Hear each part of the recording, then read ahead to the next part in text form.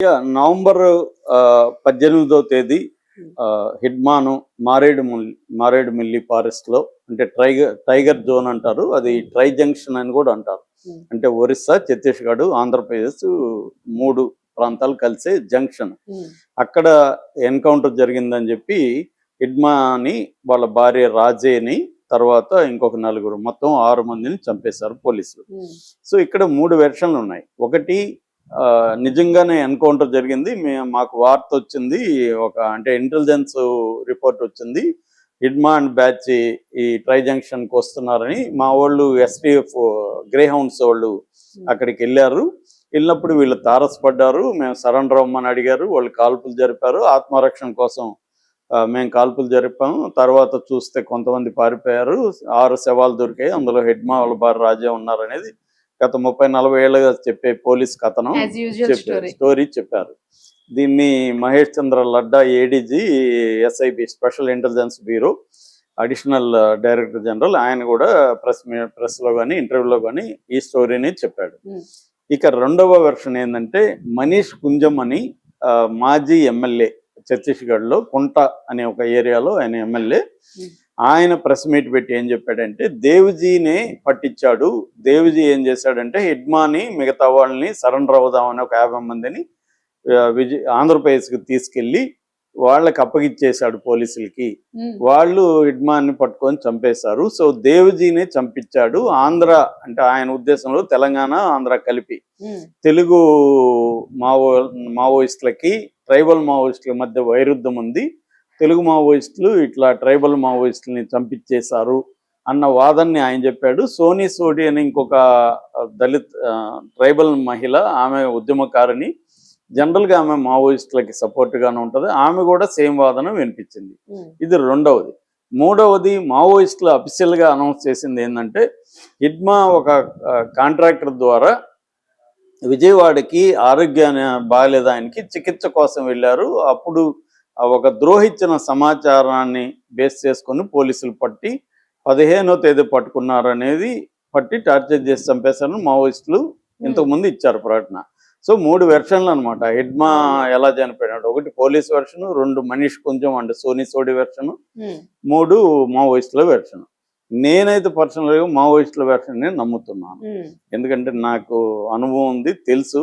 So మావోయిస్టులు వాళ్ళు ఒకవేళ వేరేది ఉంటే వేరేది చెప్తారు, కానీ అబద్ధాలు అయితే ఇలా చెప్పరు. రెండోది మనకు మొత్తం పరిస్థితి చూస్తే కూడా అర్థమవుతుండేది అదే. 50 మంది సరెండర్ అవడానికి తీసుకురావడం అదంతా కూడా నమ్మశక్యంగా లేదు. పోలీస్ స్టోరీ అనేది అసలు లేదు. ఎందుకంటే హిడ్మాకి 3 అంచెల భద్రతా వ్యవస్థ ఉంటుంది. ఏబిసి అని 3 అంచెల ఇది ఉంటుంది. వాళ్ళు చాలా మిరకిల్ లాంటి వీరులు. హిడ్మా కూడా ఆయన వ్యూహాలు అవన్నీ వేయడంలో చాలా పెద్ద పెద్ద యాక్షన్లు, 76 మంది సిఆర్పిఎఫ్ ని చంపిన దాంట్లో ఉన్నాడు. మొత్తంగా గవర్నమెంట్ లెక్కల ప్రకారం 260 మంది సెక్యూరిటీ ఫోర్సెస్ ని చంపడానికి హిడ్మా ప్రధాన కారకుడు అనేది చెబుతారు. అట్లాగే ఇంకొక 80 మంది సివిలియన్స్ ను కూడా హిడ్మా అనేది ఒక ఇది ఉంది. ఏదేమైనా ఆయన 30 ఏళ్ళు పైన అనుభవం ఉంది. చాలా గట్టి మిలిటరీ లీడర్ ఆయన. అటువంటి హిడ్మా ఈజీగా ఒక 6 మంది 5 భార్య కాకుండా ఇంకో నలుగురితో పోయి అడుగులు ఎందుకు తిరుగుతాడు? ఆయన కనీసం 30-40 మందిని పెట్టుకుంటాడు. ఒక నిజంగా ఎన్కౌంటర్ జరిగితే నిన్న ఎన్కౌంటర్ జరిగింది ఛత్తీస్గఢ్ లో. 3 పోలీసులు, 3 సెక్యూరిటీ వాళ్ళు చనిపోయారు. సెక్యూరిటీ పర్సనల్స్ 3 చనిపోయారు, ఇంకొక 2 గాయపడ్డారు. రియల్ ఎన్కౌంటర్ అంటే పోలీసులకు కూడా గాయాలవుతాయి. అదేమి జరగలే ఇక్కడ. సో కాబట్టి క్లియర్ గా పోలీస్ వెర్షన్ అనేది నమ్మశక్యంగా లేదు. ఇంకా రెండో వెర్షన్ లో వచ్చి దేవ్జీ సరెండర్ చేయించాడని అబద్ధం. దేవ్జీ అసలు సరెండర్కి వెళ్ళలేదు, మా దగ్గరే ఉన్నాడు అనేది ఇప్పుడు మావోయిస్టు కొత్తగా లేఖలు చెబుతున్నారు. కాబట్టి మావోయిస్టుల వెర్షనే కరెక్ట్. ఇక్కడ ఆయన ఇంకొంతమంది కలిసి సెక్యూరిటీ వాళ్ళ స్టాఫ్ అంతా కలిసి అక్కడికి వచ్చారు విజయవాడకి. సెక్యూరిటీ స్టాఫ్ ఏమో దగ్గరలో ఒక ఇల్లు తీసుకున్నారు. ఈయనేమో ఈ కాంట్రాక్టుల ద్వారా ఒక హాస్పిటల్లో జాయిన్ అయ్యాడు. ఈ విషయాన్ని లీక్ అయింది. ఈ విషయం లీక్ అవ్వడానికి ప్రధాన కారణం 4 అనేది లేటెస్ట్ గా మావోయిస్టు వికల్ప్ పేరుతో Dandakaranya special zonal committee secretary Vikalp పేరుతో ఒక డీటెయిల్ ప్రకటన వచ్చిందనమాట నిన్న మావోయిస్టులు. అందులో ప్రధానంగా వాళ్ళు చెప్తున్నది ఏమంటే ఈ కామ్రేడ్ హిడ్మా అనారోగ్యం ఉండి భార్యగా ఆయనకి 2 అనారోగ్యం ఉంది. వాళ్ళిద్దరూ ముగ్గురు ద్వారా ఇక్కడికి వచ్చారు. ఆ ముగ్గురు ఎవరంటే కలప and furniture contractor okay.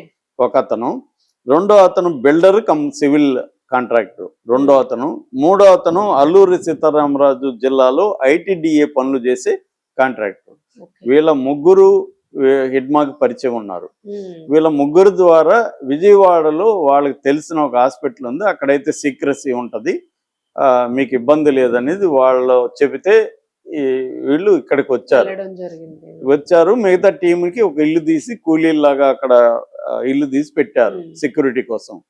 So ఈ లోపల ఏం జరిగిందంటే హిడ్మా టీంలో ఒక వాళ్ళకి ఏంటంటే కంపెనీ, తర్వాత బెటాలియన్, ప్లాటూన్, అంటే ప్లాటూన్, కంపెనీ, బెటాలియన్, ఇది ఆర్డర్ అన్నమాట.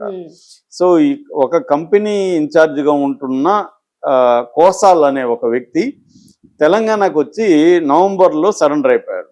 హిడ్మా విజయవాడకి వెళ్ళిందేమో అక్టోబర్ 27, అంటే ఎప్పటి నుంచో ఉన్నాడు అలా హిడ్మా. కోసాలేమో నవంబర్ 9న సరెండర్ అయిపోయాడు. సరెండర్ అవగానే ఆ విషయం తెలిసి హిడ్మాకి ఇన్ఫార్మ్ చేశారు మావోయిస్టులు. ఇలాగ అంటే ఈ కోసాలకి విజయవాడ వెళ్ళింది కూడా తెలుసు. కాబట్టి ఇతను ఎప్పుడైతే సరెండర్ అయ్యాడో కోసాలు చెప్పేస్తాడు, కాబట్టి నువ్వు వచ్చేసేయని హిడ్మాకి మావోయిస్టులు చెప్పారు. హిడ్మాకి ఆ న్యూస్ అంది. ఇప్పుడు హిడ్మా అడవిలోకి వెళ్ళడానికి బయలుదేరబోయే ప్లాన్ లో ఉన్నాడు. ఈ లోపల ఏం చేశారు, ఈ కాంట్రాక్టులు ముగ్గురు ఉన్నారు కదా, వీళ్ళు పోలీసులకి చెప్పేశారు. అంటే వీళ్ళు పోలీసులకు దొరికి భయపడి చెప్పారా ఏదని మనకు తెలియదు, కానీ మొత్తానికి ఈ ముగ్గురు కాంట్రాక్టర్లు పోలీసులకు చెప్పారు, కోసాలు కూడా చెప్పాడు. ఈ నలుగురు చెప్పడం వల్ల పోలీసులు ఏం చేశారంటే నవంబర్ 15న హిడ్మాని కొంతమందిని పట్టుకుని హిడ్మాని టార్చర్ చేశారు. ఆయన చేతులన్నీ విరిగిపోయినాయి, చర్మం ఒలిచేసినట్టుగా కూడా ఉంది. సో టార్చర్ చేసి ఆయన్ని, భార్యని టార్చర్ చేసి చిత్రహింసలు పెట్టి చంపారు అనేది మావోయిస్టుల లేఖ. సో అందుకని ఇప్పుడు వాళ్ళు మామూలుగానే మావోయిస్టులు నిజానికి ఒక పెద్ద భూస్వామినో ఒక పెద్ద ఎనిమినో క్షమిస్తారు, కానీ ద్రోహిని క్షమించరు, ఇన్ఫార్మర్ని క్షమించరు.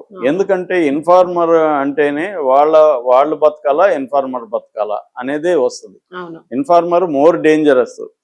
సో ఎందుకంటే ఒక హిడ్మా లాంటి వ్యక్తి చనిపోవడం అనేది మావోయిస్ట్ పార్టీకి ఒక పిడుగుబడినట్టు, ఒక ఉద్యమం మీద ఒక పిడుగుబడినట్టు, అంత దెబ్బ అన్నమాట అది.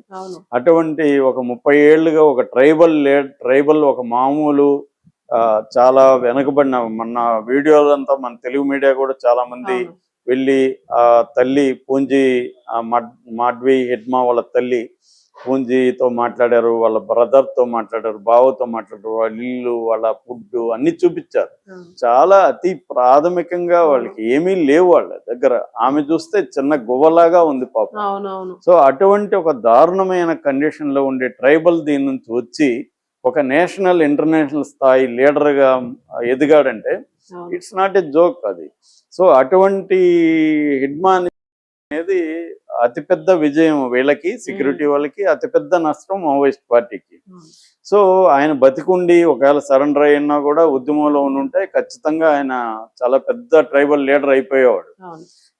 సో ఆ స్థాయిలో ఉన్న హిడ్మాని చంపడానికి కారణం ఈ నలుగురు, కాబట్టి వీళ్ళనైతే మావోయిస్టులు వదిలిపెట్టారు.